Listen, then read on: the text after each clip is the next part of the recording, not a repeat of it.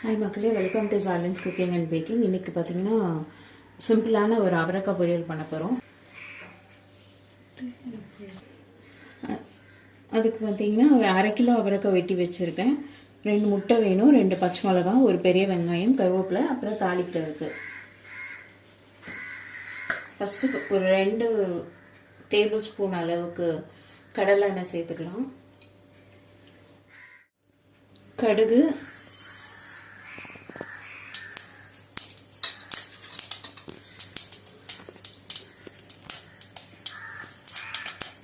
உளுந்து, அதுக்கப்புறம் வெட்டி வச்சிருக்க வெங்காயம், கருவேப்பிலை,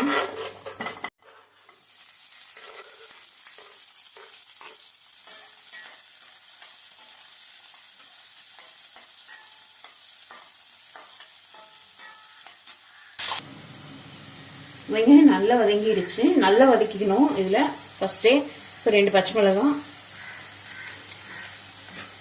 இப்போ இந்த காய் சேர்த்துக்கலாம்.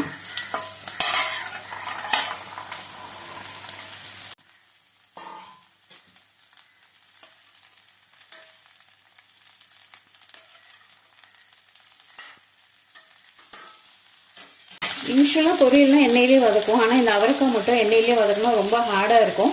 அதனால் கொஞ்சமாக தண்ணி தெளித்து இதில் போதும். மூடி வச்சு கொஞ்சம் நேரம் வேக விடலாம். அதுக்கப்புறமா பார்க்கலாம். தண்ணி நல்லா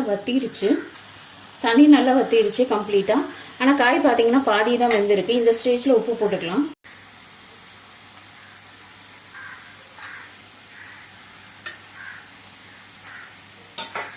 இப்போ பார்த்தீங்கன்னா நான் இன்னும் கொஞ்சம் தண்ணி தெளிக்க போகிறேன்.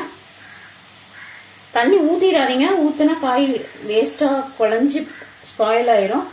இன்னும் ஒரு வாட்டி கூட நீங்கள் தண்ணி தெளிச்சுக்கலாம் தேவைப்பட்டா. ஆனால் இதுவே நமக்கு போதும், காய் வெந்துடும். ஸோ தண்ணி தெளித்து மட்டும் வேக வச்சுக்கலாம். இப்போ பாருங்கள், காய் நல்லா வெந்துடுச்சு. உங்களுக்கு கலர் பார்த்தாலே நல்லா தெரியும். இதில் இன்னும் கொஞ்சம் உப்பு மட்டும் பத்தலை, உப்பு போட்டுடலாம்.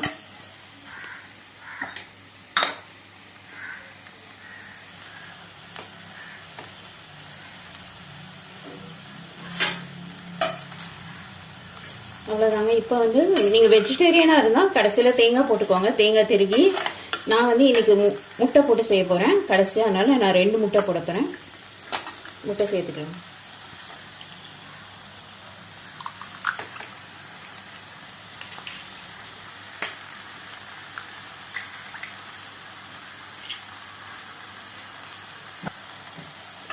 அவ்வளோதாங்க. இந்த முட்டையை வந்து இதோட சேர்த்து அப்படியே வேக வச்சா ரெடி ஆயிடும் பொரியல். ரொம்ப டேஸ்ட்டாக இருக்கும்.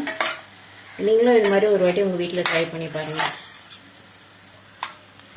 முட்டை நல்லா வெந்துருச்சு, உங்களுக்கு பார்த்தா தெரியும். ஸோ பொரியல் ரெடி. ஈஸியாக செஞ்சிடலாம். காய் வெட்டுறதுக்கு மட்டும்தான் நேரம் வேணும்.